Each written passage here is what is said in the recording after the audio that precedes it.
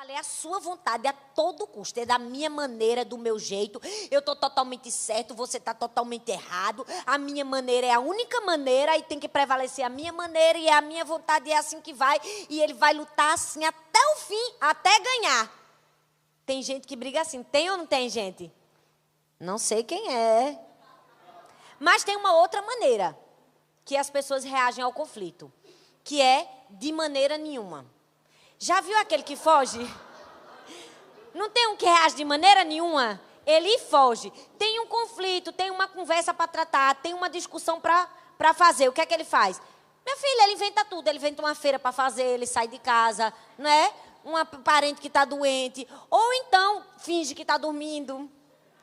Não é? Porque geralmente é aquela pessoa que bate em retirada. Evita o conflito. Ignora o problema. E o problema nunca é resolvido. Por quê?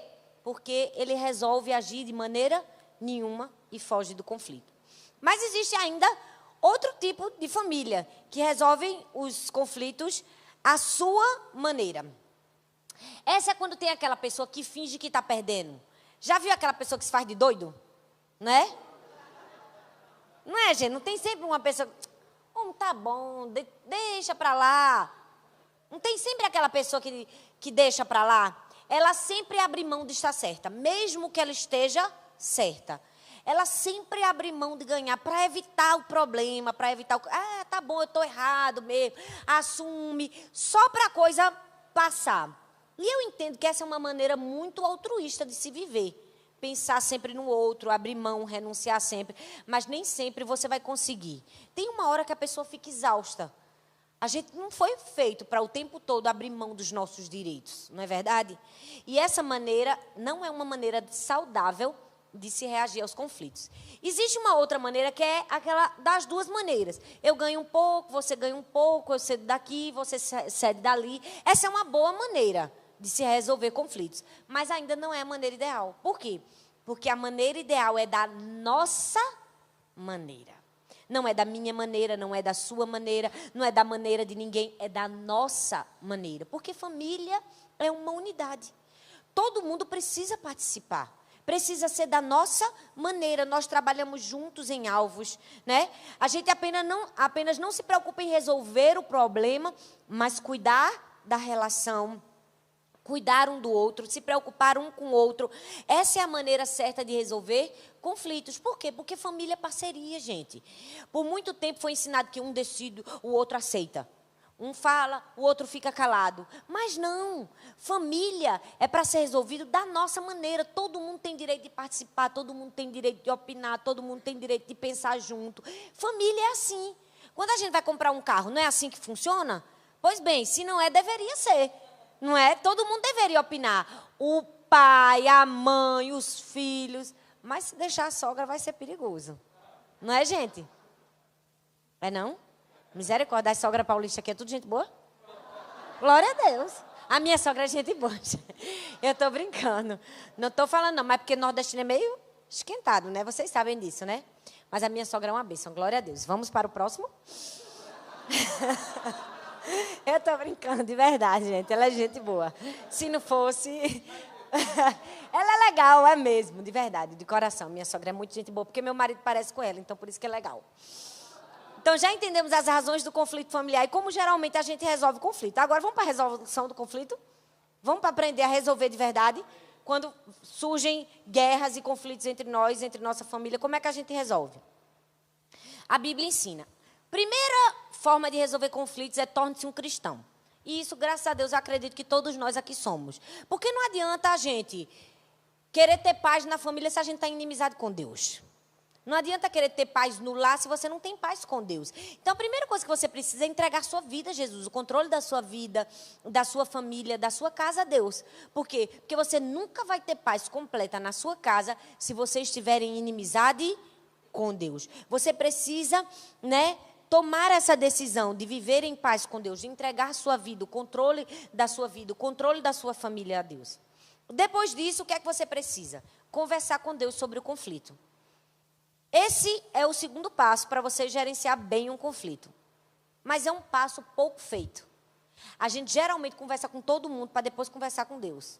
A gente procura uma mãe para pedir um conselho, uma amiga, um pastor, várias pessoas. E por último a gente consulta e conversa com Deus.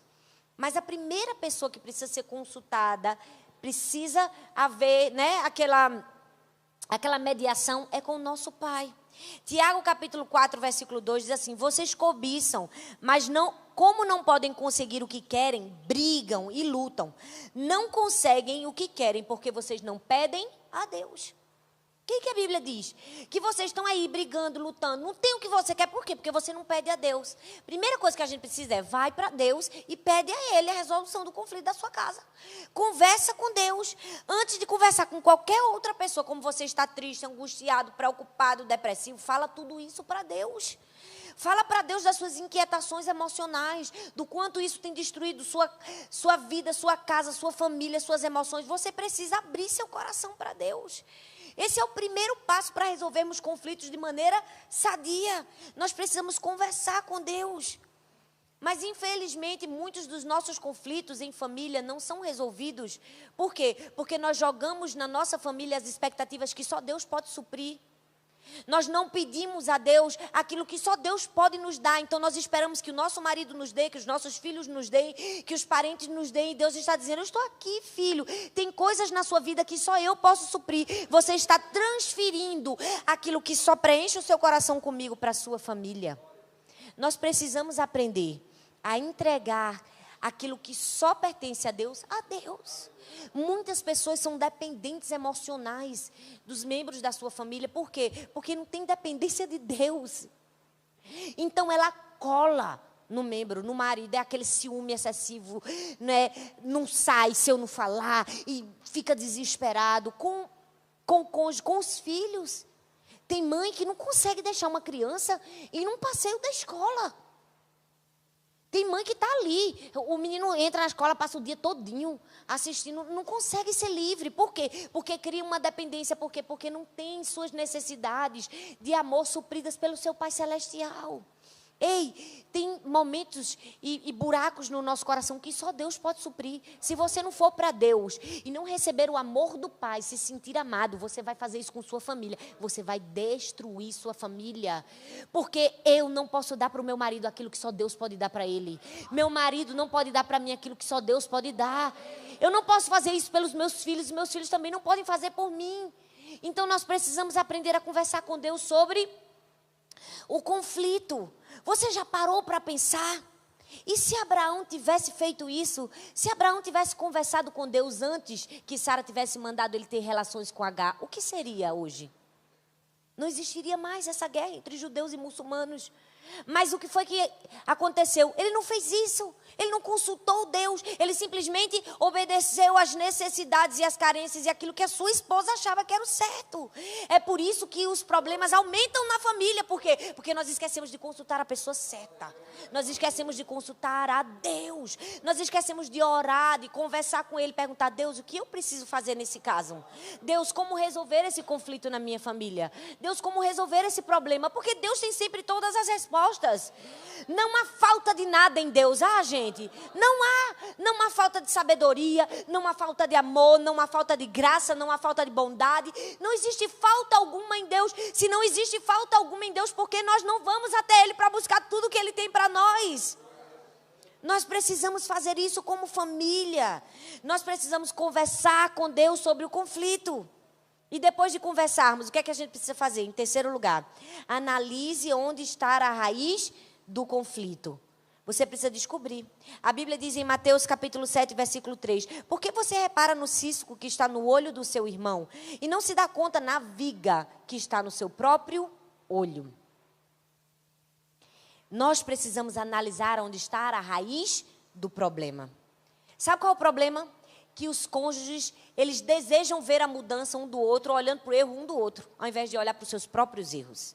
É assim que nós erramos. Porque todas as mudanças que a gente quer ver no cônjuge, a gente começa da maneira errada. A gente começa olhando para o outro, ao invés de começar olhando para nós mesmos. Uma vez eu ouvi uma história, porque o pastor Janduí tem história, mas eu também tenho. Eu também tenho história. Uma vez eu ouvi uma história de um pastor que estava pregando na igreja, e de repente ele disse assim: irmãos, eu queria saber aqui, Quem aqui conhece o marido perfeito? Tem algum marido perfeito aqui? Aí um irmão lá atrás disse, tem, pastor. O primeiro falecido da minha esposa era perfeito. Aí o pastor disse assim, bom, se existem maridos perfeitos, eles estão mortos. Porque ninguém é perfeito. Porque todos nós temos falhas. Mas nós temos sempre a tendência de olhar primeiro para o erro do outro, ao invés de olharmos para os nossos próprios erros. Nós precisamos entender que isso atrapalha a resolução dos conflitos. A gente sempre se concentra no defeito do outro. Aí alguns exigem mudança, outros exigem tom de ameaça, alguns até pedem. Mas quando acontece a mudança, acontece de maneira que traz ferida, que traz dor. Porque é uma mudança momentânea, uma mudança baseada na imposição, na ameaça. Não vai funcionar. A mudança verdadeira que nós queremos ver no nosso cônjuge começa quando nós mudamos. Não quando nós exigimos que ele mude. Começa com a nossa mudança primeiro. Começa quando nós olhamos para nós mesmas. Sabe, muitas mulheres dizem assim, eu até seria uma esposa melhor, mais gentil, eu amaria mais o meu marido se ele me respeitasse, se ele não fosse tão grosso, se ele não fosse assim. Eu até me compadeço, eu entendo a dor de muitas mulheres que pensam assim. Mas por causa dessa abordagem, muitas famílias estão sendo destruídas, indo para o divórcio, porque muitos pensam, ele não vai mudar nunca, eu vou sair daqui. Essa abordagem não funciona. Não funciona essa abordagem de esperar que o outro mude. Funciona? Não funciona. O problema é que nós estamos sempre esperando que o outro mude. A gente está dizendo assim, eu vou ser isso se ele for isso. Eu faço isso se ele também fizer isso, ou se ela fizer. Meu filho, se eu fizer... Nós não podemos agir assim, nós precisamos agir intencionalmente. Primeiro aonde? Nos nossos próprios defeitos, nas nossas próprias falhas. Porque todos nós temos. E esperar não funciona. Você já viu você ficar parado esperando alguma coisa acontecer? Funciona, gente? Nada funciona. Tudo só funciona com o quê? Com ação, com atitude, não é? Então, qual é a solução? Mudar os seus próprios erros. E não é fácil lidar com os nossos próprios erros. Porque a gente nunca quer achar a raiz do problema, né? Porque se a gente cascavilhar bem a raiz do problema, a gente vai ver que não é só o outro que está errado, não. Todos nós temos a nossa parcela de culpa. Temos ou não temos? Temos. Mas é exatamente isso que nós precisamos fazer. Nós precisamos descobrir qual era a nossa parcela de culpa. Porque numa família não existe o problema dele, o problema dela. O nosso problema é família. Não existe isso, esse é o seu problema, esse é o meu problema, esse é o problema de fulano. Somos uma família, se é o problema seu, é meu também, é nosso problema. É assim que nós precisamos resolver conflitos. Trazer para nós a responsabilidade. 1 João 1,8 diz assim, se dissermos que não temos pecados, o quê? Enganamos a nós mesmos. E a verdade de Deus não está em nós. Então a gente não pode se enganar, porque tem gente que se acha perfeito. Não já viu? Não, eu sou o membro perfeito da minha família. Não tem sempre um membro perfeito da família? Fulano que é a ovelha negra. Não, eu faço tudo certo, eu sou sempre o perfeito. Cuidado, que os perfeitos geralmente são os piores. Não é verdade? Por quê? Porque a arrogância, o orgulho, o egoísmo não deixa ele reconhecer. A raiz do problema também pode estar nele. Nós precisamos reconhecer. Ei, descubra no que você precisa mudar. Eu não sei, pastora. Meu filho, pergunta à sua mãe que ela sabe. Sabe ou não sabe? Porque o bichinho para conhecer bem a gente é o tal da mãe. Não é? Se você quer saber qual a área que você precisa mudar da sua vida, pergunte à sua mãe que ela vai dizer. Vai ou não vai? Esses dias eu estava lendo um livro e era um grande empresário e ele estava trabalhando no desenvolvimento pessoal dele e ele resolveu escrever um e-mail para todas as pessoas que ele conhecia, familiares, amigos, até para ex-namorados ele escreveu, que cada um escrevesse 3 coisas que ele precisava mudar e 3 coisas que ele era muito bom, porque ele queria aumentar a potencialidade no que era bom e consertar o que ele estava precisando consertar. Mandou e-mail para todo mundo. E aí quem foi a primeira pessoa que respondeu? A mãe dele respondeu. E a mãe encheu de elogios, porque mãe faz isso também. Não faz, gente? Faz. Meu filho, você é maravilhoso, você é isso, aquilo, outro. Depois que ela disse tudo isso, ela disse assim, agora eu acho que você deveria ligar pelo menos uma vez por semana para sua mãe. Ela achou fácil uma falha, principalmente em relação a ela. E aquele homem que não estava percebendo o quanto ele estava distanciado da mãe, o quanto ele não ligava para a mãe, a ponto dela pedir para ele ligar uma vez apenas por semana. Então, você precisa descobrir a razão. Se você não sabe, pergunta a alguém. Faz um questionário. E aí, quando você descobre, o que é que você faz? Reflete sobre o que você precisa mudar. Pensa. Pensa como você tem andado. Quais são as suas atitudes. E depois você faz o quê? Faz uma lista. Gente, pensa numa pessoa que gosta de lista, sou eu. Não sei se é uma neurose minha, mas eu gosto de fazer lista para tudo. Vocês gostam? Mulher gosta, não gosta? Eu faço a lista dos livros que eu quero ler. A gente faz a lista do supermercado. Não faz? Faz a lista das coisas que a gente tem que fazer. Faça a lista das coisas que você tem que mudar. Não é? Essa é uma boa lista para se fazer. As coisas que nós precisamos mudar. E aí, o que é que você faz? Confesse, declare que você vai mudar, que você está trabalhando para isso. Lá em casa, a gente tem isso. Meu marido, não sei se eu já falei isso aqui, mas ele sempre acorda dizendo, como é? Esse é o dia que o Senhor fez, eu me alegro, me regozijo nele. Esse é o melhor dia da minha vida. Ele já se levanta declarando que vai ser o melhor dia da vida dele. E eu acho aquilo maravilhoso. Mas durante muito tempo eu nunca fiz essa declaração. Nem ensinei minhas filhas a fazer. Até que eu resolvi fazer. Comprei cartolina, guache. Vamos fazer as declarações da família. E cada uma fez as suas. Quais são as áreas que a gente precisa mudar? Nós vamos escrever aquilo que a gente quer. E aí, as respostas das minhas filhas e os tópicos delas são maravilhosos. Eu não posso contar todos, porque ela me pediu que eu não contasse nunca ninguém. Né? Mas tem alguns que ela deixa. Aí, elas começam o dia lendo essas afirmações. Elas dizem assim, eu não vou brigar com a minha irmã, porque eu sou gentil. Glória a Deus. Eu vou comer saudável. Eu não vou comer tantos doces. Tem tudo assim. Mas é tão bonito, porque foi elas que escolheram as frases. Foram elas que me disseram. Eu só fiz escrever as de Laura. Sara escreveu as dela. E tem umas tão lindas. Elas dizem assim, eu sou uma vencedora. Laura escreveu assim, eu desenho bem, porque eu acredito em mim. Na verdade, a irmã desenha muito bem. Então, ela sempre fica achando que o desenho dela não é bom. Então, ela colocou. Eu disse, isso, Laura. Então, todos os dias, nós lemos em família. Porque, geralmente, são coisas que elas não fazem bem. Mas elas estão dizendo o contrário. E é tão bonitinho que quando Sara lê, ela não só lê as afirmações. Ela faz assim, ela lê a afirmação, quando ela termina, ela faz, eu consigo. Aí ela lê a outra e faz, eu consigo.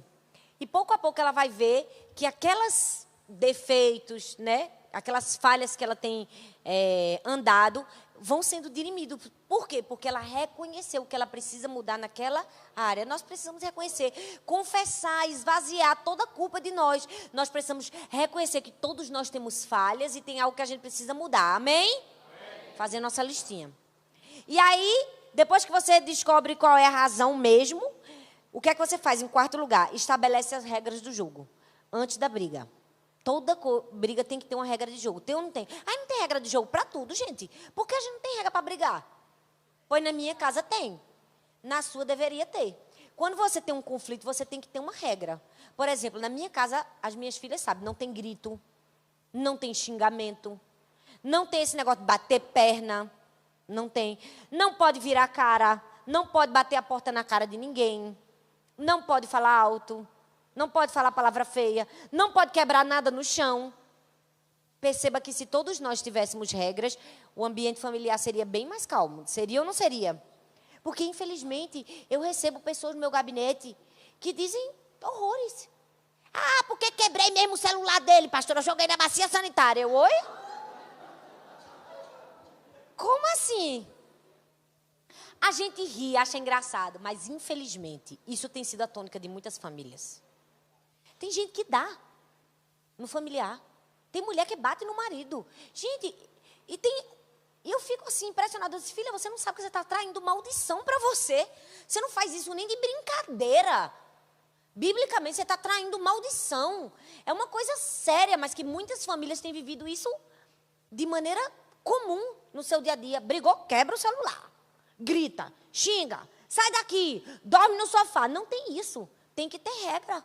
Na minha casa não tem tem regra. Não, meu filho, você pode estar emburrado o que for, chateado como for. Não tem essa de dormir no sofá. Cama é feita para dormir, sofá é feito para sentar. Não é? Esse negócio, eu vou dormir na casa da minha mãe. Oh, como assim, meu filho? Pois fique lá, então. É isso que você quer fazer? Não, nós precisamos ter maturidade para resolver conflitos. E como é que a gente tem maturidade? Quando a gente estabelece as regras antes do jogo. O pastor Rick Warren escreveu uma vez uma mensagem sobre as 7 regras para uma luta honesta. E ele sempre diz assim, que o kit de sobrevivência do casamento são alguns 6, que ele diz: nunca compare, nunca condene, nunca comande, nunca confronta, condescenda, contradiga ou confunda. Ele resumiu tudo isso, eu posso resumir tudo isso que ele falou em quê? Ataque o problema e não um ao outro. O problema é a gente estar se atacando ao invés de atacar o problema. Nós precisamos estabelecer as regras. Na nossa família não tem isso. Então, na minha família tem um ambiente de paz. Por quê? Porque tem regra. Você pode ficar chateado, respira fundo. Minha filha, se eu reclamar com ela e ela sair assim, ela já sabe. Se ela fizer assim, que filho faz isso? Faz ou não faz, minha gente? Ou é só na minha casa que faz? Na casa de vocês não tem isso, não? Tem, gente? Me ajuda, minha gente, a pregar. Tem ou não tem? Pronto, quando eu reclamo com minha filha, que ela faz... Ela já sabe que ela vai ter que dar meia volta e voltar. Eu digo, volta. Sorrisinho. Volta andando assim, ó. Porque lá em casa eu ensino, a obediência é imediata, absoluta e com alegria. Imediata é na mesma hora, absoluta é do jeito que eu mandei, com alegria. Tem que obedecer sorrindo assim, ó. Glória a Deus, mamãe. Você mandou, eu obedeço. Por quê? Porque tem que ter regra do jogo. E tem que ter regra do jogo para quê? Para filho, para marido, para mulher, para todos os relacionamentos. Amém? Depois que você estabelece a regra do jogo, você marca um jantar da paz. Não estou entendendo o motivo. Eu estou dando as regras, gente. Eu não sei se vocês nunca perceberam, mas minha mensagem é prática. O que é que você faz? Marca o jantar da paz. Você está com um problema, gente? Marca o jantar da paz. Senta frente a frente e conversa, porque conflitos nunca serão resolvidos incidentalmente. Resolveu. Não, é intencionalmente. Você tem que sentar para resolver. Você tem que querer resolver. Você tem que dizer, hoje é o dia que nós vamos resolver. Tem que ser intencional. Então, você precisa ser intencional. Planejar na sua agenda. Hoje eu vou resolver aquela bronca da casa, da família. Tem que estar na sua agenda, tem que estar no seu diário. Você precisa marcar um jantar da paz. Sabe por quê? Porque foi Jesus que ensinou a gente. Não sou eu que estou dizendo a vocês, não. Todos os passos estão aqui na Bíblia. Eu estou mostrando aí. Quem está anotando os versículos está anotando. O que é que a Bíblia diz? Mateus 5, do 23 ao 24. Portanto, se você for ao altar para dar sua oferta a Deus e se lembrar ali que o seu irmão tem alguma queixa contra você, deixe a sua oferta sobre o altar e vá logo fazer as pazes com seu irmão. Depois volte e dê a sua oferta para Deus. O que é que Jesus está nos ensinando nesse texto? Não ignore o conflito. Jesus está ensinando isso para mim e para você. Não ignore o conflito. Se você tem um problema, meu filho, resolva. Não vá para o altar da oferta sem resolver seus problemas, não. Porque nós muitas vezes ignoramos conflitos por anos. Ficamos anos e anos brigados, emburrecidos, enraivecidos com pessoas. Não resolvemos conflitos e Deus está olhando para a gente e está dizendo assim, rapaz, nem tua oração eu respondo. Porque você sabe que as nossas orações são interrompidas quando existe conflito familiar. E a gente acha que pode continuar a vida. O texto está mostrando isso aqui, a gente acha que a gente pode continuar vindo para a igreja, adora, bota a oferta, vai embora. Não! Jesus está dizendo, não ignora o conflito, resolve. Como é que você resolve? Marca para resolver. E geralmente com comida. Então, por isso que eu disse, marque o jantar da paz. Entendeu? Marque o jantar da paz. Por quê? Porque você precisa ter paz. O que é que Pedro disse? Marido, vivei em paz com as vossas mulheres. É mandamento bíblico, filho. A gente tem que viver em paz. Não tem esse negócio de ficar com guerra. Não é? Amém. Eu gosto. Como é seu nome, amado? Como? Agobe. Pensa. Gente, por que você não são igual a Agobe? Porque ele está recebendo o que eu estou falando. Ele diz amém, glória a Deus, balança a cabeça. Todo mundo está recebendo também, Agobe? Você acha? Então tá bom. Eu vou acreditar em você. Então, como é que você vai marcar o jantar da paz? Tem a maneira certa de fazer também. Não é simplesmente, vamos ali na padaria. Não. O que é que você faz? Você escolhe o momento certo. Ou então, vamos conversar agora, porque tem gente que quer resolver o problema na pior hora, já viu? Na hora que está com raiva, na hora que está com fome, na hora que o menino está chorando. Então, vou ensinar como é que resolve o conflito. Porque hoje foi o dia para ensinar a brigar. Eu não disse que eu ia ensinar a brigar? Então, vamos lá. Primeiro, escolha o momento certo. Qual é o momento certo? É o momento que ninguém está com fome, em primeiro lugar. Resolva conflitos, problemas depois do jantar. Porque fome e irritabilidade andam juntos. Andam ou não andam, gente? Porque a pessoa com fome, ela não raciocina, nada flui na vida dela. Então, escolha o momento certo. Escolha também o lugar certo. Por que o lugar é importante? Porque tem que ser em particular. Tem gente que quer resolver as brigas na frente dos outros, gente. Na frente da sogra, da cunhada, dos filhos. Não. Problemas se resolvem em particular. Se você tem um problema, resolve em particular. Se você tem um problema com sua mãe, é com sua mãe que você vai resolver. Não tem que estar a família toda. Chama a convenção da família. Não. Resolve com aquela pessoa. Amém? Em particular. Então, escolhe o lugar certo. Ore antes de se encontrar com aquela pessoa. Porque você precisa estar preparado espiritualmente. Você está ali para resolver um conflito. E vá com uma atitude positiva. Porque tem gente que quer resolver o problema. Pois é, hoje, não passa de hoje que a gente vai resolver esse problema. Hoje a gente vai conversar. Pois você isso... Aí não vai resolver o conflito, vai? Ninguém está preparado emocionalmente para ouvir uma overdose de críticas, gente. Ninguém está preparado. Você precisa vir com uma atitude positiva. Primeiro você dá um elogio, você vai amortecendo, né? São os amortecedores. Você vai amortecendo. Depois você fala aquilo que você precisa falar. Sabe por quê, ó? Um número exagerado de críticas destrói a motivação para mudar. A pessoa está até motivada para mudar, mas ela foi tão esculhambada que ela não consegue mais mudar. Não é? Essas palavras tem aqui. Olha, vocês entendam que eu sou nordestina. Eu tenho um medo, às vezes, que o nordestino fala umas coisas que num lugar é errado. Tudo que eu estou falando no meu Nordeste é certo. É errado aqui? Não, né? Ah, então tá bom. Vou até beber uma água. Eu fiquei nervosa agora. Glória a Deus, que não era. Então, você precisa ir com atitude positiva. Olha, talvez quebrar o ciclo de críticas pode salvar seu casamento. Talvez seu casamento, sua família está afundando, porque é um ciclo de crítica. Você precisa, você é errado, você. Não. Um elogio pode mudar a situação, amém?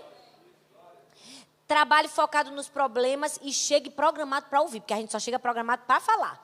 Você já sabe a lista que vai falar, não é verdade? E nós precisamos chegar programados para ouvir. E aí, o que é que você precisa fazer? Mudar o foco. Mude o foco, mude a atenção de si mesmo para o outro. Do egoísmo para o altruísmo. A Bíblia diz em Filipenses 2, 4, e o verso 4 e o 5, diz assim, que cada um procure os interesses dos outros, e não somente os seus próprios interesses. Tenham entre vocês o mesmo modo de agir que Jesus Cristo tinha. Qual foi o modo de agir de Jesus? Jesus veio pensando em nós. Jesus veio com altruísmo. Essa é a maneira que nós precisamos lidar com os membros da nossa família. A gente precisa mudar o foco de nós para os outros. A gente precisa pensar no outro. É uma coisa que eu sempre digo para minhas filhas, toda vez. Ah, mamãe, mas eu queria brincar com essa boneca. Eu digo, mas o melhor é para quem, Sara? Ela é por o outro. Aí tem que dar o melhor para a irmã. Por quê? Porque a gente está sempre pensando que o melhor tem que ser para nós. E nós precisamos fazer como Jesus. Jesus veio pensando no outro, fazendo pelo outro, amando o outro, se dando pelo outro. Se nós agirmos como Jesus, na nossa família, tudo vai mudar. Eu posso garantir a você. Hoje é muito comum a gente ouvir aquele conselho, seja a sua melhor versão. Você não precisa ser a sua melhor versão, seja a versão de Jesus e tudo vai dar certo. Eu posso garantir a você, somente isso. Esse negócio de seja a sua melhor versão, se a gente pode ser a versão de Jesus, não é verdade? Seja a versão de Jesus na sua casa, seja a versão de Jesus na sua família, no seu casamento, no seu convívio com seus filhos. Pense, o que Jesus faria? Jesus não pensaria no outro, amaria o outro? E é isso que nós precisamos ser e fazer. Porque Jesus veio ao mundo pensando em nós. E em sétimo lugar, o que é que você precisa fazer? Busque aconselhamento com pessoas de Deus. Provérbios capítulo 15, versículo 12, diz assim: o homem vaidoso não gosta de quem o corrige. Ele nunca pede conselhos aos sábios. E o versículo 32 diz assim: quem rejeita conselhos prejudica a si mesmo, mas quem aceita a correção fica mais sábio. Peça ajuda. Peça ajuda. Tem pessoas Infelizmente, eu posso dizer isso, infelizmente. Tem gente que tem vergonha de procurar ajuda quando tem conflitos familiares, quando tem problemas na família. Engraçado que em todas as outras áreas da vida não tem vergonha. Né? Se tem um problema de saúde, procura um médico. Se tem um problema financeiro, procura um contador. Se tem um problema jurídico, procura um advogado. Mas se tem um problema familiar, diz, não, aqui na nossa casa nós nos resolvemos, a gente não precisa de ninguém. Eu quero ver se você vai dizer, se você estiver falido financeiramente. Não, eu estou com câncer, mas eu mesmo posso resolver o meu problema. É assim que você trata? E por que nós fazemos isso com a nossa família? Se nós temos problemas familiares, nós temos que ter humildade suficiente para dizer, vamos buscar ajuda em quem pode ajudar. Se quando eu estou doente eu procuro um especialista, um médico, se eu estou com problemas familiares, eu procuro um conselheiro, eu procuro um líder, eu procuro uma referência, eu procuro alguém que possa me instruir, me amar, me ensinar. Não existe vergonha procurar ajuda, vergonha é continuar no erro. Nós precisamos procurar ajuda. Se você está com problema, procura ajuda. Aí tem gente que não procura ajuda, eu não quero que ninguém saiba. Oh, todo mundo tem problemas. Todo mundo passa por situações difíceis. Nós não podemos ter vergonha. Busque ajuda. Se você fez tudo isso que eu te disse, entregou sua vida a Jesus, se você analisou a raiz do problema, se você mudou a você, se você marcou o jantar da paz, se você fez tudo e nada funcionou, procura ajuda. Porque é o caminho que você precisa. Amém? E por fim, nunca desista da sua família. Termine suas guerras, vá até o fim, lute até o fim, não desista, porque a gente está vivendo numa época onde se desiste muito fácil, quebrou, joga fora, eu compro outro, mas com família não é assim. Quebrou, deu problema, conserta, vai até o fim, porque é um mandamento bíblico. Você vai até o fim, nunca desista da sua família. E eu quero encerrar com Gálatas capítulo 6, versículo 9, que diz, e não nos cansemos de fazer o bem, pois no tempo próprio colheremos, se não desanimarmos. Eu sei que muitas vezes, muitas pessoas lutam com problemas familiares e têm desanimado.